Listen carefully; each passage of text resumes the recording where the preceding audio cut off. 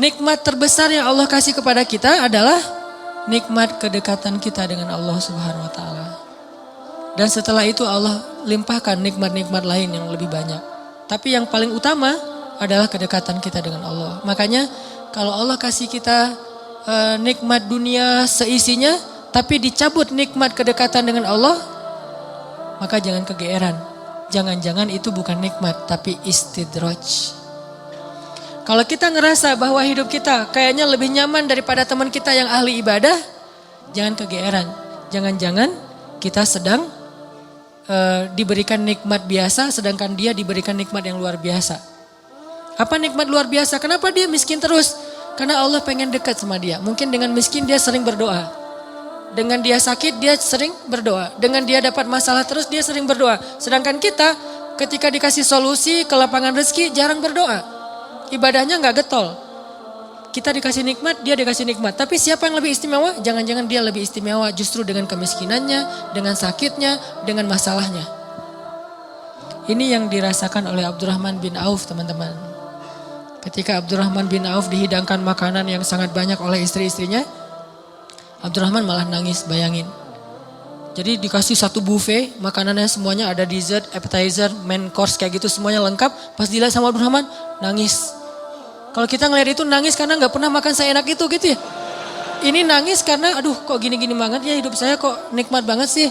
Akhirnya istrinya nanya kepada Abdurrahman, "Ma yubki kayak Abdurrahman. Kenapa kamu nangis wahai Abdurrahman bin Auf?" Kata Abdurrahman, "Bagaimana saya tidak nangis? Ada orang yang lebih soleh dari saya hidupnya susah." Siapa dia? Hamzah dan Mus'ab bin Umair. Sampai keduanya ketika meninggal dalam perang Uhud, saking miskinnya gak punya kain kafan.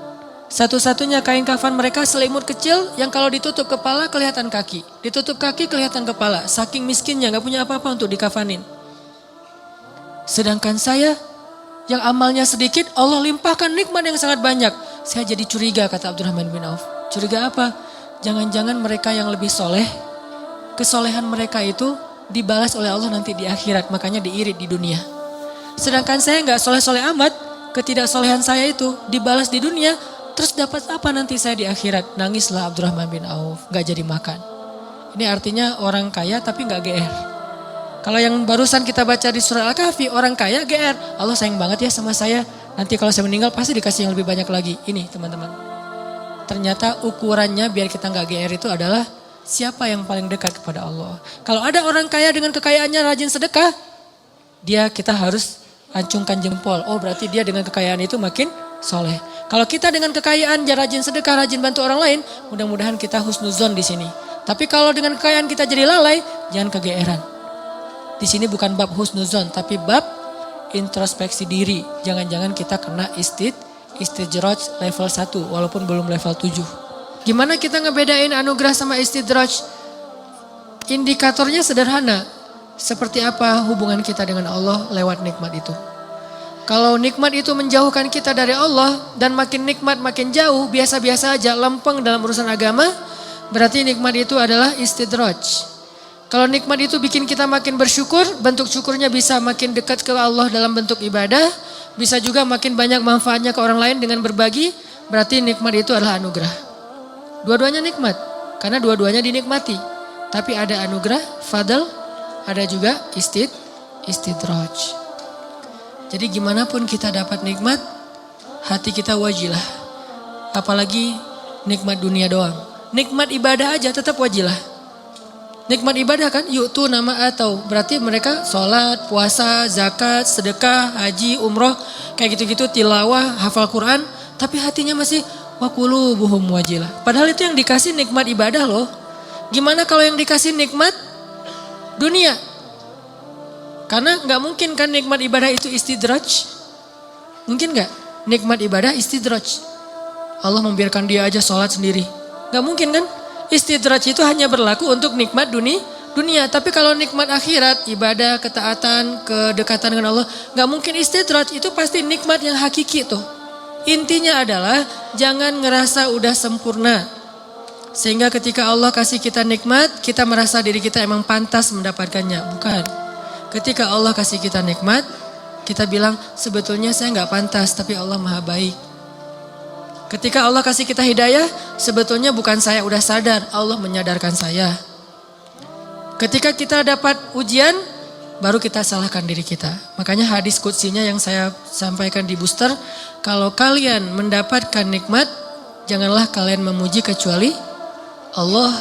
Kalau kalian mendapatkan masalah, musibah, sesuatu yang buruk, janganlah kalian mencela kecuali diri kalian sendiri. Ini ke diri kita, teman-teman. Dan ini kaidahnya tidak berlaku untuk orang lain ya. Karena Allah hanya mengatakan untuk diri kalian sendiri, bukan untuk teman kalian. Jadi dalam Islam itu kita dibangun juga persepsi, mindset. Jangan pakai hadis qudsi ini untuk orang lain. Lo banyak dosa tuh. Kok gitu sih? Ya kan kata Allah juga dalam hadis qudsi gini. Enggak, ini enggak berlaku untuk orang lain. Berlaku untuk diri kita. Untuk orang lain selalu berlaku husnuzon. Ijtanibu katsiran minadh-dhon. Jauhi prasangka buruk kepada orang lain. Kalau dia dapat nikmat, Masya Allah, Allah sayang kepada dia sehingga diberkahi rezekinya. Kalau dia dapat ujian, Masya Allah, Allah pengen menggugurkan dosa dia, pengen mengangkat derajat dia. Kalau ke kita dapat nikmat, saya sebetulnya gak pantas, tapi Allah baik banget sama saya. Kalau kita dapat ujian, emang saya layak diginiin sama Allah. Ya Allah, ampunkan dosa saya, angkat musibah saya. Terus mana ada peluang buat kita menghakimi orang lain? Kan gak ada peluang. Sesama mukmin, sesama muslim, gak ada peluang kita menjelek-jelekan orang lain. Ini kita belajar bertahap. Kadang-kadang gak nyebutin di lisan, tapi di hati. Enggak lah, ini mah nikmat dari Allah dalam hati gua gitu loh. Wa asirru qawlakum awijharu bih innahu alimun bidatis sudur. Kalian rahasiakan ucapan kalian di hati atau kalian tampakkan dengan lisan, Allah Maha tahu apa yang ada di dalam dada kalian. Gak bisa bohong sama Allah. Terus gimana Ustaz kalau kebersit kayak gitu, membatin. Lisan kita mah selalu ngomong, Masya Allah ya lu lulus. Alhamdulillah ini nikmat dari Allah. Padahal gue gak bisa apa-apa. Lisan nih. Hati kita, ya emang kamu heran kalau saya lulus. Mulai kan ada sombong tuh. Mulai agak kegeeran nih. Kita kalau muncul itu, langsung kita tolak, kita reject dengan apa? Astagfirullahaladzim. Kadang-kadang itu muncul bukan pengennya kita. Yuwaswisufi sudurinas, emang si dia tuh. Si dia mah keren buat saya. Orang itu, zat itu tuh. Yaitu khannas yuwaswisufi sudurinas. Kita gak pengen sombong, kita gak pengen riya. Dia yang yuwaswis supaya kita sombong. Gimana caranya? Gara-gara itu terus saya gak jadi berusaha semaksimal mungkin. Ya udah deh, gue biasa-biasa aja daripada sombong. Alhamdulillah Rabbil Alamin, Ar-Rahmanir Rahim. Ustaz kok ngajinya gitu? Saya gak mau sombong. Was-was aja juga ya, yuwaswis. Wah lu ikhlas banget ya orangnya, ikhlas. Ikhlas yang butuh istighfar. Sama dengan istighfar, yahtaju ilal istighfar. Istighfar butuh istighfar. Kenapa? Ya ini main hati nih, berat nih. Terus gimana caranya? Gak apa-apa, lanjutin aja. Awalnya emang ria, sombong, dikit-dikit. Bertahap, lama-lama dia akan berkurang. Dengan kita reject. Enggak, kita tuh enggak setuju sama dia. Lama-lama dia enggak akan ngaruh lagi di hati kita. Sesekali doang ngaruh, dia lebih gampang nolaknya. Tapi kalau kita menghindar terus, susah. Sedekah gitu, dilihat orang, 100.000 Yang di sebelah cuman 1.500 koin, kita 100.000. Awalnya sih emang beda sih rasanya. Karena pertama 100.000. Awalnya nih, besok lama-lama biasa aja. Lama-lama gak ngaruh sama sekali. Udah di hati kita tuh udah kebal. Kan ini kematangan jiwa kita dalam beramal soleh ya. Orang kalau lagi puber pasti kayak gitu teman-teman. Ekspresif, heboh, lebay. Itu orang puber. Baru pertama ke masjid, heboh gitu ya. Wah, gua baru ke masjid. Tapi kalau udah kebiasaan ke masjid, apaan sih yang mau dibanggain, biasa aja kali ke masjid gitu. Baru pertama tahajud, wah udah bangunin temannya tuh cuma bangun. Enggak bangun tahajud. Saya aja udah 2 jam bangun dari tadi. Udah 11 rakaat, pamer. Namanya juga lagi puber. Baru hafal 1-2 hadis, wah ini dhaif. Semuanya dhaif, cuma dia doang yang sahih gitu. Lagi belajar. Kalau udah biasa hafal hadis, biasa aja. Atau emang gak hafal gitu. Kayak saya misalnya, karena gak hafal hadis ya udah gak usah komen-komen, biasa-biasa aja. Toh bisa jadi saya komen dhaif ternyata sahih. Daripada saya mendhaifkan yang sahih, mending saya diam. Nah ini artinya jangan menghindar. tapi di reject. Begitu kita kegeeran di dalam hati, enggak ini. Hadza min fadli Rabbi. Ini anugerah dari Allah. Ini Allah Maha baik. Ini semuanya karena kebaikan Allah gitu. Lama-lama setan akan cari jalan lain, enggak akan yuwas-wis lagi. Dia akan menghindar. Sampai kita menjadi orang yang kalau kata guru saya mukhlasin. Apa arti mukhlasin? Kalau mukhlisin orang yang ikhlas. Kalau mukhlasin orang yang udah enggak ada bedanya di mata dia emas dengan batu. Udah sama tuh. Ketika ditaruh emas, dia senyum, dikasih batu juga dia senyum. Gak ada bedanya antara batu dengan emas, mukhlas. Maka setan udah gak bisa nggodain dia. Gimana nggodain? Orang emas dan batu sama di mata dia. Tapi kalau emas masih lebih berharga daripada batu, cuman dia masih berharap ridho Allah, itu namanya mukhlis. Kalau emas lebih berharga daripada batu dan dia tidak lagi berharap ridho Allah, itu udah gak mukhlis. Ada orang yang riya, ada mukhlis, ada mukhlas. Di mata Nabi Muhammad SAW, emas dan batu itu udah sama. Makanya setan udah nggak mau ngoda-ngodain Nabi Muhammad. Kecuali ada setan yang masih anak baru gitu, ngodain Nabi Muhammad. Kalau setan yang udah senior ya, udah tahu oh itu Muhammad nggak usah digodain deh, habis-habisin waktu loh. Mending godain yang lain-lain aja yang sahabat. Tapi kalau yang baru-baru kayak semangat gitu, gua mau godain orang nih.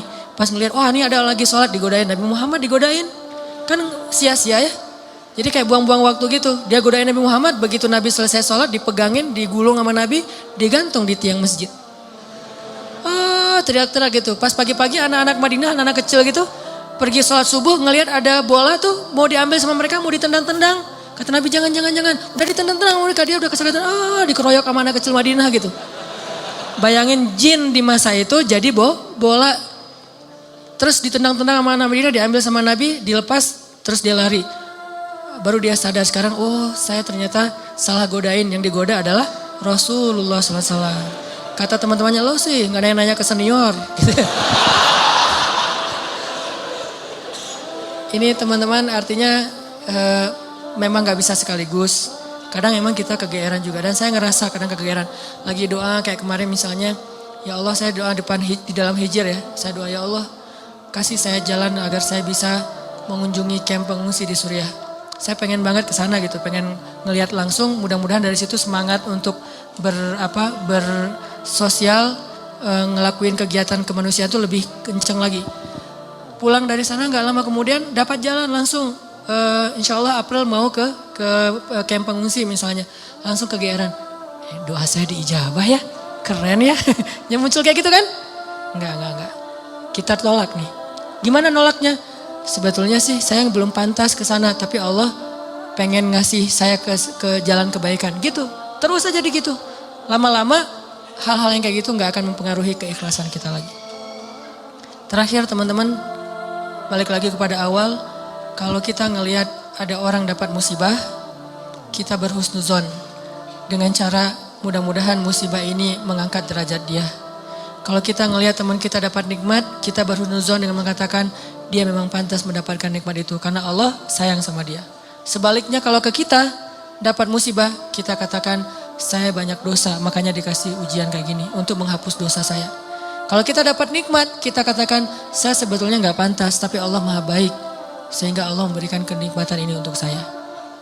Mudah-mudahan dengan mindset kayak gini gak ada lagi di antara kaum muslimin saling menyalahkan, saling menghujat, saling mentahzir, saling menjudge, saling menghakimi. Enggak.